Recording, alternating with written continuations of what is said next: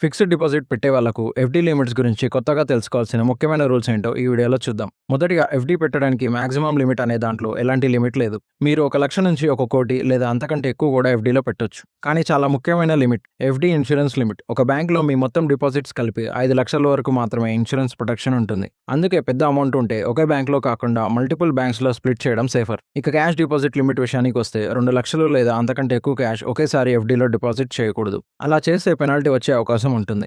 Bank transfer లేదా check ద్వారా deposit చేయాలి. ఎఫ్‌డి ఇంట్రెస్ట్ పై టీడీఎస్ రూల్స్ కూడా ఉన్నాయి. ఒక సంవత్సరంలో FD interest 40,000 and senior citizens కి 50,000 దాటితే బ్యాంక్ టీడీఎస్ డిడక్ట్ చేస్తుంది. మరో ముఖ్యమైన రూల్ ప్రీమెచ్యూర్ విత్‌డ్రాల్ 50% వరకు partial withdraw and up to 5 lakhs వరకు చేసుకోవచ్చు. అండ్ దీనికోసం మీ ఎఫ్‌డి లిమిట్ వచ్చేసి మినిమం 10,000 అండ్ అబోవ్ అయి ఉండాలి. అండ్ 1 November 2025 నుండి ఒక ఎఫ్‌డికి 4 నామినీస్ వరకు యాడ్ చేసే అవకాశం వచ్చింది. ఇది ఫ్యామిలీకి చాలా యూస్ఫుల్. ఈ ఎఫ్‌డి లిమిట్స్ తెలుసుకుంటే మీ మనీ సేఫ్గా ఉండి ఫ్యూచర్ రిస్క్ నుండి సులభంగా తప్పించుకోవచ్చు. ఈ ఇన్ఫర్మేషన్ వర్తీ అనిపిస్తే లైక్ చేసి షేర్ చేయండి. ఇలాంటి మరిన్ని వీడియోస్ కోసం ద స్టోరీ అరౌండ్ ఛానల్ని ఫాలో చేయండి.